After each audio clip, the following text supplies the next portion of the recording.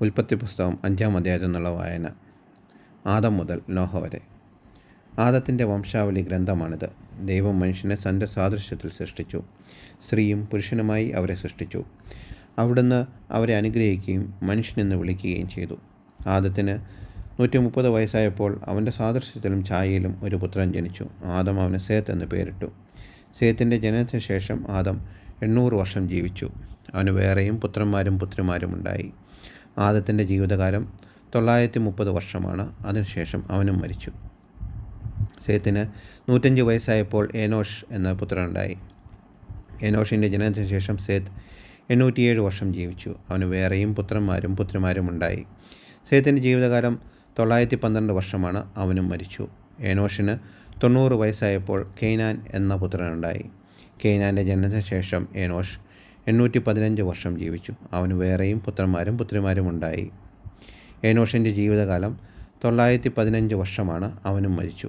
കെയ്നാൻ 70 വയസ്സായപ്പോൾ മഹലലേൽ എന്നൊരു മകനുണ്ടായി.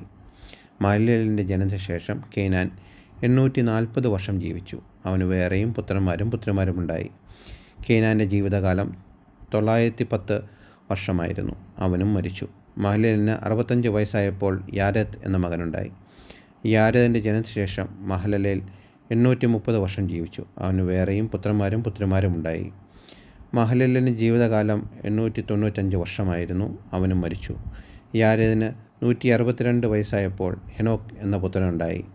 ഹെനോക്കിൻ്റെ ജനനത്തിന് ശേഷം യാരെദ് 800 വർഷം ജീവിച്ചു. അവന് വേറെയും പുത്രന്മാരും പുത്രിമാരും ഉണ്ടായി.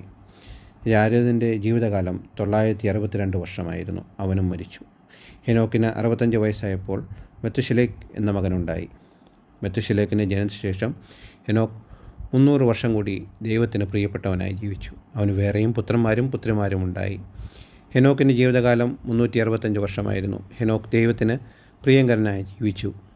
പിന്നെ അവനെ കണ്ടിട്ടില്ല. ദൈവം അവനെ എടുത്തു. 187 വയസ്സായപ്പോൾ മെത്തുശലേക്ക് ലാമെക്കിൻ്റെ പിതാവായി. ലാമെക്കിൻ്റെ ജനനത്തിന് ശേഷം മെത്തുശലേക്ക് 882 വർഷം ജീവിച്ചു. അവന് വേറെയും പുത്രന്മാരും പുത്രിമാരും ഉണ്ടായി. മെത്തുശലേക്കിൻ്റെ ജീവിതകാലം 969 വർഷമായിരുന്നു. അവനും മരിച്ചു. ലാമെക്കിന് 182 വയസ്സായപ്പോൾ ഒരു പുത്രനുണ്ടായി. കർത്താവ് ശപിച്ച ഈ ഭൂമിയിലെ ക്ലേശകരമായ അധ്വാനത്തിൽ അവൻ നമുക്ക് ആശ്വാസം നേടിത്തരും എന്ന് പറഞ്ഞ് അവനെ നോഹ എന്ന് വിളിച്ചു. നോഹയുടെ ജനനത്തിന് ശേഷം ലാമെക്ക് 695 വർഷം ജീവിച്ചു. അവന് വേറെയും പുത്രന്മാരും പുത്രിമാരും ഉണ്ടായി. ലാമെക്കിൻ്റെ ജീവിതകാലം 777 വർഷമായിരുന്നു. അവനും മരിച്ചു.